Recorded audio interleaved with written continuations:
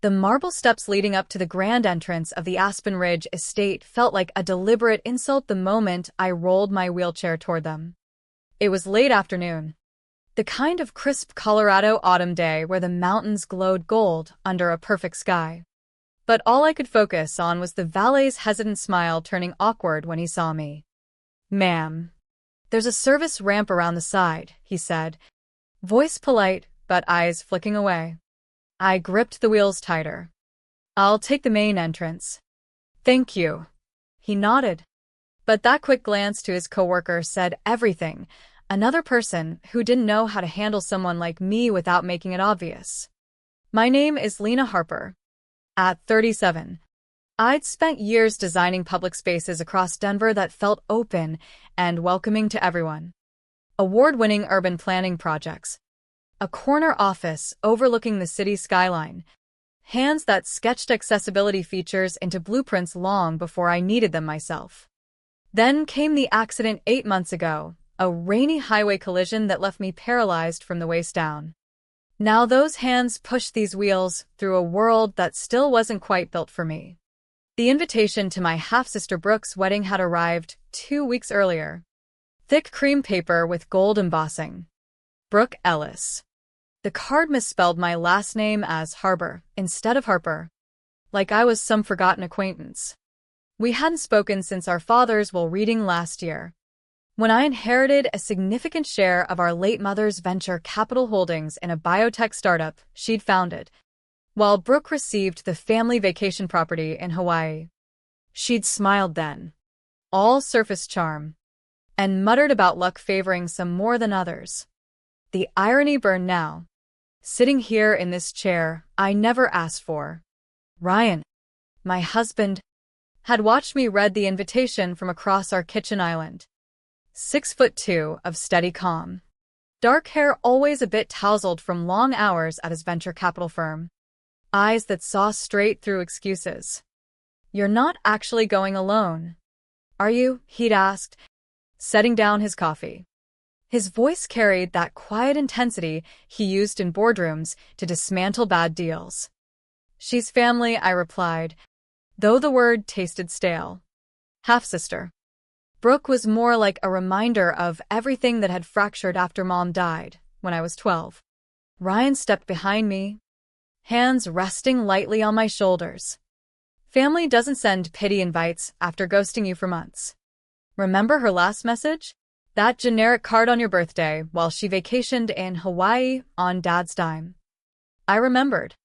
And the social media posts showcasing her life while I recovered in rehab. Maybe this wedding was a chance to mend things. I told myself, even if doubt gnawed at me. But deep down, I needed to prove I could face them without help, that my disability hadn't erased the Lena who once commanded meetings and shaped cityscapes. "I'll go for the ceremony," I decided. "Handle it myself. Show them I'm not fragile." Ryan studied me, reading the determination I tried to mask as independence. "Okay," he said finally. "But I'll be close. I have investor meetings in Denver anyway, only an hour away." I should have suspected his coincidence meetings were more calculated, but I was too focused on proving my strength. The estate was breathtaking, sprawling glass and stone architecture nestled against snow-capped peaks, manicured gardens, and a ballroom that screamed old money. I arrived early, navigating the foyer where guests in tailored suits and designer dresses clinked champagne flutes under massive chandeliers. Conversations dipped as I rolled through, whispers trailing like smoke. "That's her. The sister. Such a shame about the accident." Brooke appeared in a silk robe, bridal party in tow. Her smile camera perfect, but eyes scanning my simple navy dress that draped carefully over the chair. "Lena, you made it." Her air kiss barely grazed my cheek. "You look comfortable. That's key, right?" The bridesmaids chuckled softly. She led me past the prime garden view tables to a tucked-away spot near the service corridor, beside elderly guests and what looked like staff overflow. "We wanted easy access for you," she explained, pointing to the nearby restroom. For your needs. The word hung heavy. How thoughtful, I replied, throat tight. She leaned closer, voice dropping. Dad mentioned helping with your home mods after everything. It's wonderful family steps in like that. Must be hard relying on others after being so self-sufficient. Dad hadn't funded anything. I'd sold some assets myself. But calling her out would seem petty. As she glided away, I sat at the table labeled vaguely in the seating chart as extended. A server set champagne just out of easy reach. Another guest steadied my table when I leaned for it. Careful, dear. Water might be safer. I drank anyway, the bubbles sharp against rising anger. The whispers continued. Used to be such a powerhouse in city planning. Now this. The wedding planner rushed past, nearly bumping me. Oh. The accessible entrance is side door only. Note for next time. I corrected her firmly. I used the front. She blinked. That's bold. Bold. Like basic dignity, required courage. My table felt like exile. Hidden by a pillar. Far from the family head table where Dad, Monica, and Brooke's fiancé's relatives presided. This wasn't inclusion, it was optics. Look how generous they were. Seating the challenged sister close enough to count but out of sight. I sipped more champagne. Steeling myself. The invitation hadn't been olive branch, it was bait. But I wasn't leaving yet. Something bigger simmered beneath the slights. And I intended to uncover it. Family photos were called 10 minutes later. I wheeled toward the garden terrace. Golden light bathing the mountains in cinematic perfection. Brooke had changed into her lace and crystal gown, radiant under the backdrop.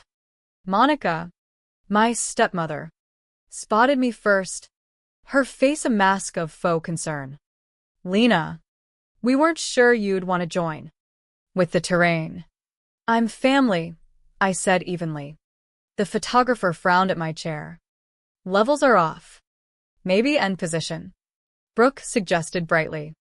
We can crop if it doesn't fit. Crop. The word landed like a slap. They arranged the group on stone steps, bride and groom center. Parents flanking. Cousins scattered artfully. I was directed to ground level, isolated by height and space. The photographer muttered about composition. Formal shots first, then casual with Lena naturally? Monica agreed quickly. Wait by the bench. Dear. We'll call you. I waited, watching them pose elaborately.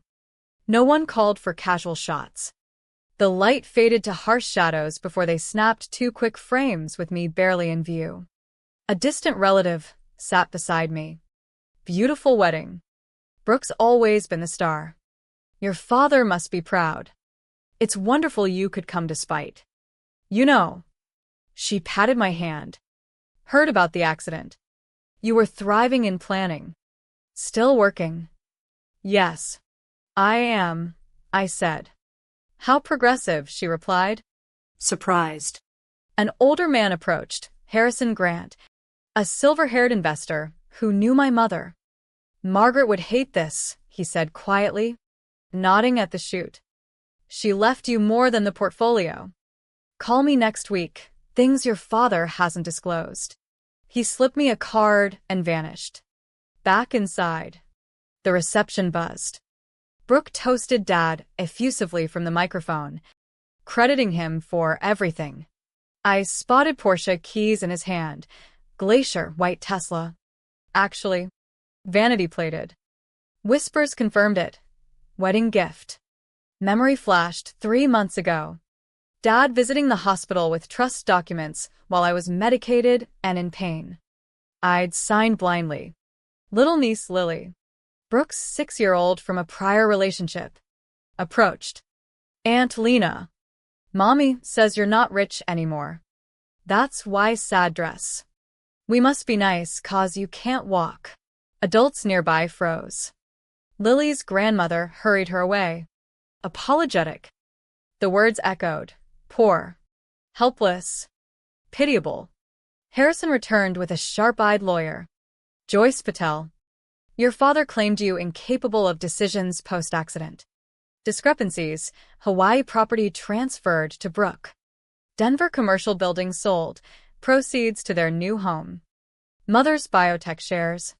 Now valued at $38 million. Funneled into family trust you can't access. My world tilted. I designed that building's renovation pre-accident. It was meant for my firm's expansion. They'd carved my future while I relearned basics. Brooke took the mic again. Shout out to Sister Lena for coming, family support through her. Challenges. We joke because we care. I can't handle curves anymore. But we help. Laughter rippled. Then she dedicated, I will survive, to me. Irony burned. I clutched the cards, rage building slow and hot. They hadn't just taken money. They'd rewritten me as charity case while funding the spectacle with my inheritance. I escaped to the terrace for air. Notebook in lap, not for blueprints tonight, but listing every asset Joyce mentioned, every hospital signature under duress. Ryan appeared unexpectedly in his sharp suit. Long enough to see the photos, he said. Sitting beside me. Joyce reached your emergency contact. My team investigated. Dad filed incompetence papers while you were unconscious in ICU. Pure fraud. Medical records prove you were cognitively fine. More revelations. Brooke's fiancé using my stolen design sketches and pitches. Ryan had already alerted key investors like Harrison, who sat on boards critical to their startup. You've been planning this, I said. Protecting what's mine, he replied simply. You're mine. We returned inside. The room hushed as I approached the mic. Ryan adjusting it seamlessly, no pity. Just partnership. I'd like to toast, I began. Brooke protested schedule, but couldn't block me without optics disaster. Good evening. Thank you for including me. It's been illuminating. From 3 feet lower. You notice details, forged documents, hidden transfers. A $38 million biotech empire moved while I recovered. Gasp spread. Phones emerged. Recording. Dad stepped forward. Lena, sit down. I continued. The Tesla purchase I'd authorized for myself, now theirs. Property stolen. Incompetence declaration filed prematurely. Every fraudulent asset returns. Signatures investigated. Brooke paled. You gifted them for care? Insurance covered care. This was greed. Dad looked diminished. Ryan cited evidence. Harrison's interest cooled their funding prospects. I set the mic down. You inspired me to reclaim everything. I wheeled out amid chaos. Brooke chased to the parking lot. Dress hiked. Screaming I'd ruined her day. How could you? How could you steal from your disabled sister? Dad joined. We took care of you. By hiding me, cropping me, teaching Lily pity. Guests filmed. Joyce will contact you. Get better lawyers. As we drove away, Ryan asked no regrets. None. Their cruelty freed me. We pulled over at a scenic overlook. City lights below. Ryan helped me out. No fuss. They revealed themselves through cruelty. If Kinda, I might have accepted their narrative. He knelt to eye level. I saw the real you tonight, the planner, survivor, partner. We reflected on transformation, not accepting limits tragically, but discovering strength in refusing diminishment. Family redefined as those who stand beside you. Ahead lay lawsuits restoring assets. Firm rebuilding on truth. Home welcomed us. Adapted spaces I designed. Laughter over my dress joke lightened the drive. No regrets, except wishing I'd looked fiercer, destroying their illusion. The mountain estate's lights faded. Their world crumbled under greed's weight. I reclaimed dignity. Fortune with interest. Partnership true. Wheelchair didn't weaken me. Their betrayal forged unstoppable resolve. What would you choose when family betrays? Silence or standing tallest in truth? Their perfect day exposed a perfect moral reckoning.